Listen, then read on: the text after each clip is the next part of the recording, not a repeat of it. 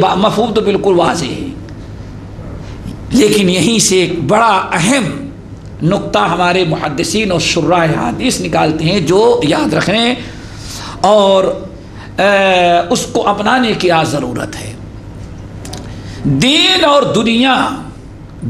دنیا دونوں جہاں میں جو انسانوں کے لیے نفع بخش چیز، جو لوگوں کے لیے راحت اور سکون کی چیز، اور اس دنیا میں لوگوں کو امن و امان مہیا کرنے والی چیز تھی، اور دنیا میں ترقی کی جتنی راہیں لوگوں کے لیے نفع بخش ہو سکتی تھیں، یا جو چیزیں انسانیت کے لیے نقصان دہ ہو سکتی تھیں، کوئی ایسی چیز نہیں ہے جس کو اللہ کی تعالیٰ نے اپنے نبی کے ذریعے انسانوں تک پیغام نہ پہنچا دیا ہو۔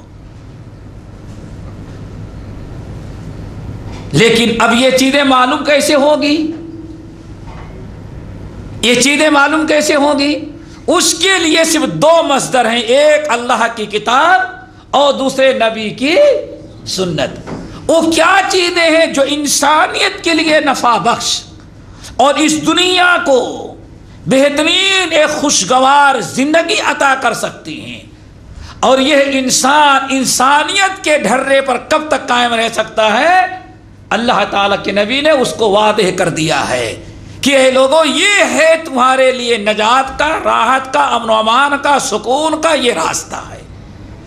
اب اگر کوئی انسان کتاب و سنت یا اسلام کو چھوڑ کر کے اس دنیا میں امن و امان قائم کرنا چاہے، نہ تو کبھی امن و امان قائم ہوا ہے اور نہ کبھی آئندہ ہو سکتا ہے، اور نہ انسانیت کبھی نفع اٹھائی اور نہ آئندہ کبھی فائدہ اٹھا سکتی ہے، نہ اسلام سے پہلے اور نہ اسلام آنے کے بعد۔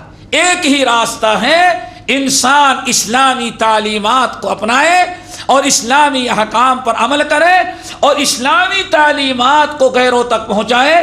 اسی میں انسانیت کی بقا ہے اور اسی میں انسان کے لیے راحت اور سکون ہے، اور دنیا آج اس کو چھوڑ کر کے کسی اور راستے سے اگر دنیا والوں کو امن و امان دینا چاہتا ہے تو عمر فاروق رضی اللہ تعالیٰ عنہ کا وہ قول جس کو امام حاکم رحمۃ اللہ علیہ نے اپنی مستدرک میں اور امام احمد بن حنبل رحمۃ اللہ علیہ نے کتاب الزہد میں نقل کیا کہ جب شام کے فتح ہو جانے کے بعد عمر فاروق رضی اللہ تعالیٰ عنہ شام کی طرف آ رہے تھے، چونکہ شام کے عیسائیوں نے یہ خواہش و تمنا کی کہ عمرو بن عاص کے بجائے جب آپ کا امیر آئے اور آپ کے امیر کے ساتھ صلح نامہ لکھا جائے۔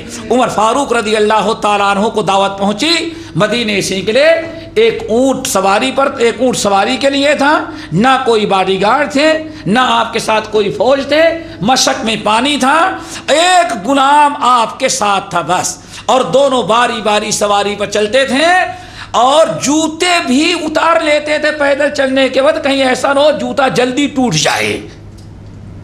عمر فاروق رضی اللہ تعالیٰ عنہ جب شام میں داخل ہونے کی باری آئی تو امام حاکم رحمۃ اللہ علیہ نے مستدرک میں نقل کیا کہ غلام کی باری آ گئی بیٹھنے کی اور عمر فاروق کی باری آ گئی نکیل پکڑ کر کے چلنے کی۔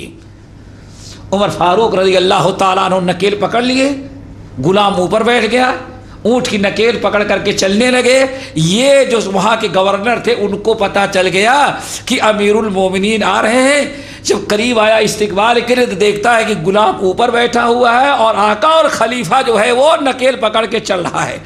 آگے اور بڑھے تو دیکھتا کہ عمر فاروق رضی اللہ تعالیٰ عنہ کی جو قمیص ہے اس پر پیوند لگے ہوئے ہیں، پیر میں چپل نہیں ہے، ننگے پیر ہیں، اور کپڑے بھی مکمل نہیں، کپڑے پھٹے پرانے، ان میں پیوند لگے ہوئے ہیں۔ اس موقع پر فاتح شام گورنر نے کہا امیر المومنین یہ عیسائی اس حالت میں آپ کو دیکھیں گے تو بڑا غلط اثر پڑے گا، اے صاف کر لیں کہ کپڑا بدل لیں۔ امیر المومنین نے کہا میرے پاس اس سے اچھا کوئی دوسرا کپڑا نہیں ہے۔ گورنر نے کہا ایسا ہے ہم اپنا کپڑا نیا دے دیتے ہیں، آپ پہن لیں، اور جاتے وقت ہم کو دے دیا پرانا آپ اتار کے رکھ لیں۔ تاکہ ان عیسائیوں کی نگاہ میں کہیں آپ کی توہین اور انسلت نہ ہو جائے۔ اللہ اکبر، یہ کہنا تھا تو بتا یہ رہا تھا کہ اللہ کے رسول فرما رہے ہیں، اے لوگو تمہارے لیے جو دین اور دنیا اور آخرت میں فائدے مند چیز تھی ہم نے بیان کر دیا ہے، وہی ہے جن کا میں نے تمہیں حکم دیا ہے، اسی میں تمہاری ترقی، تمہاری بقا، تمہارا عروج ہے۔ اور وہ تمام چیزیں جو تمہیں نقصان پہنچانے والی تھیں ہم نے ان سے تم کو منع کر دیا ہے۔ اب جو چیزیں اللہ کے نبی نے منع کر دیا ہے، اسلام نے جن چیزوں سے روک دیا ہے، ان چیزوں کو اپنا لینے کے بعد کبھی یہ امت دنیا میں باعزت قوم نہیں رہ سکتی۔ اور جن چیزوں کا اللہ کے رسول نے حکم دے دیا ہے، ان تعلیمات کو چھوڑ دینے کے بعد یہ امت جو ہے دنیا میں غصاء کا غصاء السیل، اللہ رسول فرماتے ہیں ویسے ہی بے بس اور کمزور ہو جائے گی جیسے بارش کے موسم میں بارش کا پانی بہتا ہے تو اوپر کوڑے کرکٹ خاشاک بہتے ہیں، وہ بہتے ہوئے پانی پر بارش کے موسم میں خس و خاشاک کی جو قیمت ہوتی ہے اس سے بھی گئی گزری قیمت اس امت کی ہو جائے گی۔ اللہ تعالیٰ مسلمانوں کو عزت نصیب فرمائے۔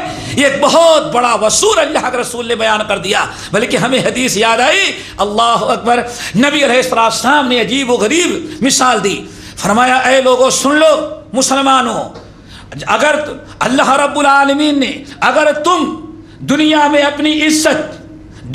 اپنی عزت اپنا وقار، اپنا مقام و مرتبہ اگر تقوی اللہ کے علاوہ، تقوی اللہ، تقوی کا مطلب اللہ کی نافرمانیوں سے بچنا، جن چیزوں کو اللہ نے حرام قرار دیا، جن سے منع کیا، ان کو چھوڑ کر کے اللہ تعالیٰ کے غضب سے بچنا، اور جن کا حکم دیا ہے ان کو بجا لا کر کے۔ آپ نے ساتھ فرمایا اے مسلمانوں، جب تک تم دنیا میں اپنی عزت، اپنے عروج، اپنی قوت و طاقت کا سرمایہ تقوی اللہ اور دین اسلام سمجھو گے، تب تک تو دنیا میں تمہاری قدر و قیمت ہوگی۔ اور جب دنیا میں کوئی قوم اللہ تعالیٰ کا تقوی چھوڑ کر کے، اللہ تعالیٰ کی فرما برداری ترک کر کے، اللہ تعالیٰ کی نافرمانیاں کر کے، اور تقوی اللہ کے علاوہ اپنے مال پر، اپنے دولت پر، اپنے حسب پر، اپنے نسب پر، دین کے علاوہ کسی اور چیز سے دنیا میں اگر وہ عزت چاہے گی تو آپ نے فرمایا اللہ عزت نہیں دے گا۔ آپ نے فرمایا بلکہ اللہ تعالیٰ کی نگاہ میں وہ قوم جو اللہ کو، دین کو چھوڑ کر کے عزت چاہتی تھی، اللہ کے نگاہ میں وہ جعول سے زیادہ بدتر ہو جائے گی۔ کس سے بدتر؟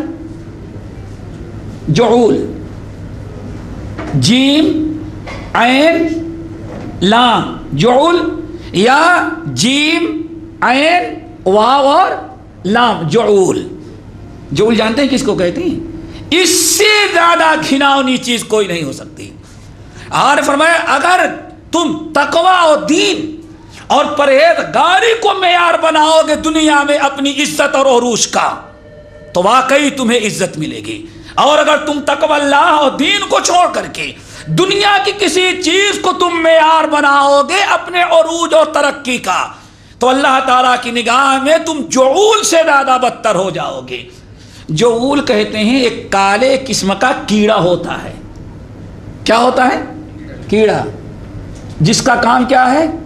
وہ جانوروں کو اور آدمیوں کا سنداس کھاتا ہے۔ بس دیہات کے لوگ جانتے ہوں گے، کالے قسم کا کیڑا ہوتا ہے، اور اس کا کام کیا ہے؟ بل سے نکلے گا، جہاں جانور کی گندگی ہے یا آدمی کی، اولاً تو کھائے گا، اور کھانے کے بعد اس کی گولیاں بنا بنا کر کے اسٹاک کرنے کے لیے اپنے منہ اور ناک سے گھسیٹ کر کے دھکے دے دے کر کے اپنے بل میں لے کر کے جاتا ہے۔ اس کو کیا کہا جاتا ہے؟ جعل۔ اور اللہ کی قسم اگر تم تقوی اللہ اور دین کو چھوڑ کر کے دنیا میں اپنی عزت بنانا چاہو گے تو اللہ تعالیٰ کی نگاہ میں تم اس کیڑے جعول سے بھی زیادہ بدترین اور کمتر درجہ تمہارا ہو جائے گا۔ بھائی اصل میں یار کس کا ہونا چاہیے؟ تقوی اللہ، حسب نسب مال و دولت نہیں۔ یہ تو پہلی چیز اللہ تعالیٰ نے، اللہ رسول نے بیان کی۔ دوسری چیز وَإِنَّ رُوحَ الْقُدُسِ، وَإِنَّ رُوحَ الْقُدُسِ، اور دوسری روایت میں وَإِنَّ رُوحَ الْأَمِينِ،